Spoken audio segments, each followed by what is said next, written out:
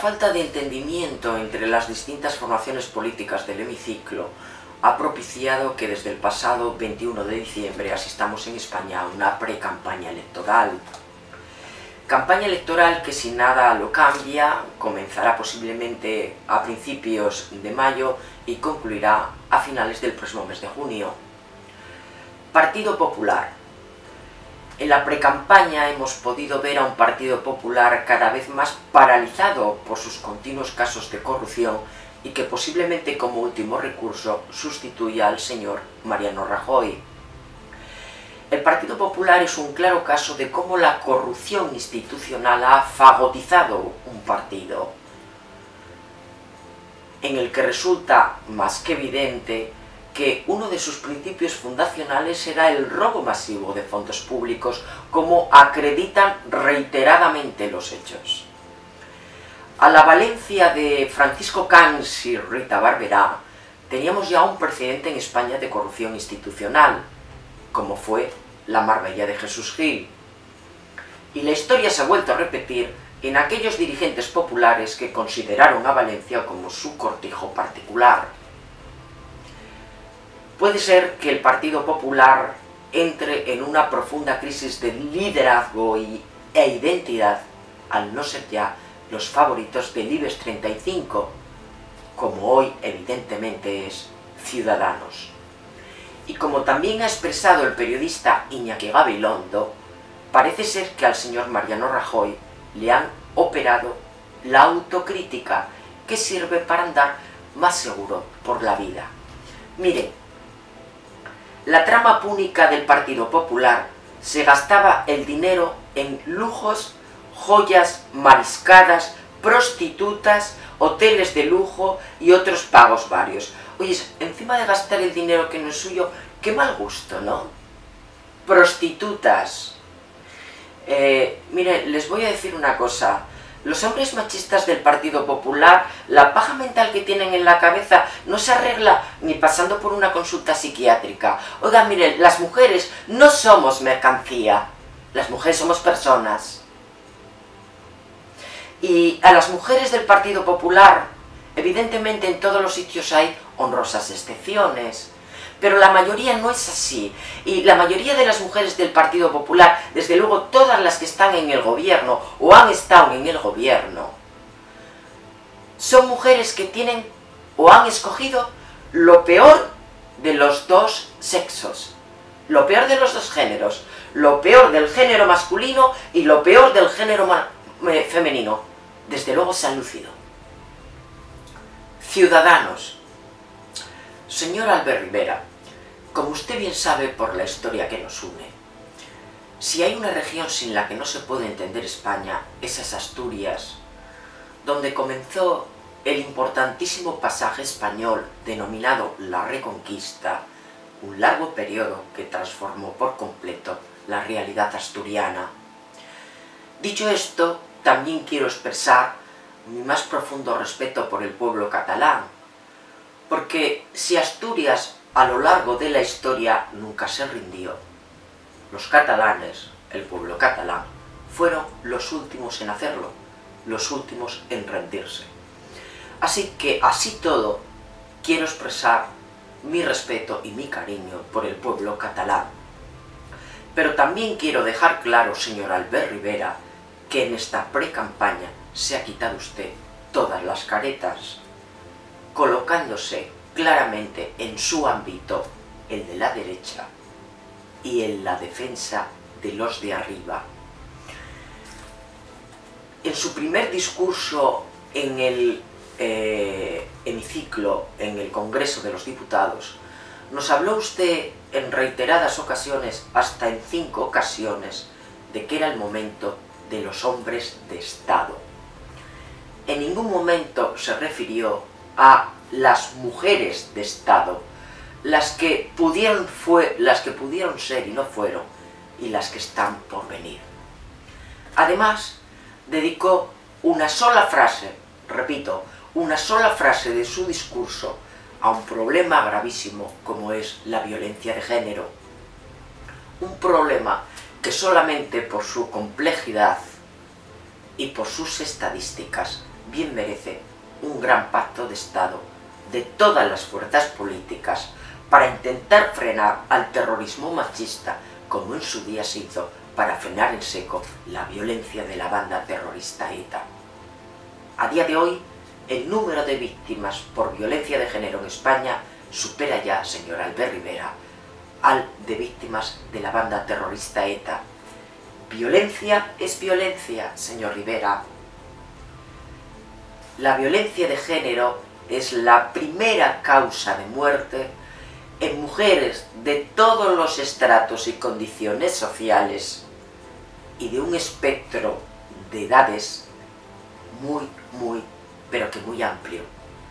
Lo siento muchísimo, señor Rivera, pero en las mujeres no lo podemos consentir. Insisto, ha dedicado usted una sola frase de su discurso a un problema verdaderamente grave e importante, dejando al descubierto que su sensibilidad social deja mucho que desear, por mucho que quiera camuflarla detrás de una sonrisa y de un poco de telegenia. Mire, usted ignoró a la gente en su discurso. No hizo un debate para la gente, señor Rivera. Ignoró a los parados, a las becarias, a los profesionales que sufrieron los recortes, a los ancianos olvidados, que son pensionistas, y también ayudaron, a las familias desahuciadas, a los que evitan los desahucios. Olvidó a los jóvenes educados, pero sin oportunidades, a la secretaria a la que menosprecian, al chabolista o al perroflauta, que son personas de los que se han burlado. Se olvidó de las mujeres, que también somos personas increíbles porque podemos con muchas cosas. El hombre carga con un peso, pero la mujer carga con muchos pesos. Y que precisamente los hombres de la derecha suelen tratarnos como mercancía. La gente no olvida ni perdona, señor Rivera. La gente lo ha pasado francamente mal y lo está pasando mal. Usted, en su discurso, se olvidó de la gente. Y nosotros estamos aquí para devolver el país a su gente. Y la actualidad sigue su curso a pesar de los políticos. ¿Se olvidó usted de la Ley 25 de Emergencia Social? ¿Se olvidó usted de los dependientes? ¿Se olvidó usted de las personas discapacitadas? ¿Se olvidó usted de los gays, de los transexuales, de los bisexuales? De esas personas que tienen una ley que les iguala en sociedad, pero que lamentablemente muchas veces siguen siendo víctimas de desprecios o discriminaciones. Señor Rivera, su pacto con el PSOE, lo peor de todo, es que imposibilita reverter los efectos más graves de esta estafa de crisis y los ciudadanos no pueden esperar más. Señor Rivera, si el Partido Popular está lleno de llenas usureras y el PSOE es un zorro cuidando las gallinas, usted es un lobito joven con piel de cordero, no tan joven, que ya tiene mucha experiencia en el Parlamento de Cataluña. Pero claro, un lobito joven que no tiene nada que ver con un lobito bueno al que maltrataban todos los corderos, como usted bien me entenderá. Lo dicho, señor Rivera, ¿se ha olvidado usted de las mujeres? Lo que espero es que alguna llegue a mujer de Estado. Y, como usted bien sabe, las personas somos duales, como todo lo que hay en el universo. Tenemos una parte femenina interior y una parte masculina. Y usted no es que no tenga una parte femenina, pero es que dialoga muy poco con ella. Por eso casi siempre se olvida de lo femenino. Señor Rivera, el único papel que usted bordó en el debate de investidura es el de Celestina. En cambio, el hortelano PSOE parece que ha acabado su tumba. Partido Socialista Obrero Español, Señor Pedro Sánchez, el destino ha querido que para llegar a presidente de gobierno como pretende, pudiese usted formar un pacto de gobierno con formaciones más a la derecha o con partidos políticos más a la izquierda del PSOE. Lo incomprensible para mucha gente, me temo, es cómo encajar que una persona como usted, un socialista que presume de ser de izquierdas y nos dice que los ciudadanos españoles no entenderíamos que Pablo Iglesias y Pedro Sánchez no se entendieran. Y además uno emprende un viaje a un país vecino como es Portugal, que desde hace poco gobierna precisamente una coalición de izquierdas, y luego pacte usted con Ciudadanos en España, renunciando a la esencia de su ADN una vez más, y nos ofrezca políticas económicas continuistas que impiden revertir los problemas más graves de esta crisis. Esto que le acabo de explicar, señor Sánchez, no solo no lo entienden los votantes de Podemos, sino que tampoco lo entiende parte del electorado del PSOE, a los que usted acaba de traicionar con este pacto PSOE-Ciudadanos. Me temo, señor Sánchez, que queriendo sin querer, ha empezado usted a cavar la tumba política del PSOE y posiblemente la suya misma también. Lo más natural es que hubiese usted formado una coalición de izquierdas para poder aplicar políticas sociales de izquierdas y revertir en la mayor medida la crisis y atender a las necesidades más acuciantes, pero usted no lo vio así. Y además, ni usted ni el señor Albert Rivera, caballero, han dicho nada de la execrable ley Mordaza de España. Usted, que aspira a ser un buen orador, señor Sánchez, algún día comprenderá el verdadero valor de las palabras y de la libertad de expresión, y espero que sea pronto, porque veo que le gusta hablar en libertad. Y algún día comprenderá también que quien manda en su partido son los varones derechistas, como Felipe, Guerra, Corcuera, Solchaga, Leguina, y que a su vez estos señores y estos varones se deben al IBEX 35 para el que trabajan o han trabajado. Y es el IBEX 35 el que ha pedido al PSOE que pacte con la nueva derecha. De ahí el único pacto que ha salido de su investidura, el pacto del PSOE con Ciudadanos.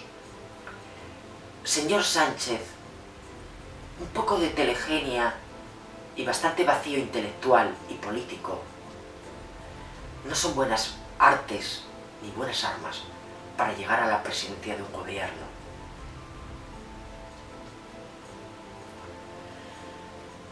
Izquierda Unida. El señor Alberto Garzón es un verdadero animal político. Sus 10 minutos ante el hemiciclo, ante el Congreso de los Diputados, fueron para mí los 10 mejores minutos del debate de investidura.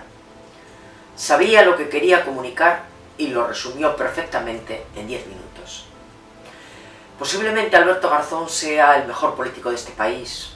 Incluso las encuestas recientes, las encuestas más recientes así lo atestiguan. Pero personalmente nunca votaría Izquierda Unida porque, aunque considero que Izquierda Unida no llegó a gobernar España, cometió los mismos errores que el Partido Popular y que el PSOE. Y creo que precisamente la corrupción ha sido tan salvaje en España que nos debemos a los nuevos partidos y a las nuevas formaciones que han tenido muy poco tiempo para corromperse. El problema de Alberto Garzón es que se encuentra ahora mismo en un callejón sin salida. Por eso, lo mejor que haría es juntarse con Podemos, como mucha gente quiere. Así todo, le deseo a Alberto Garzón lo mejor para su futuro político. Podemos.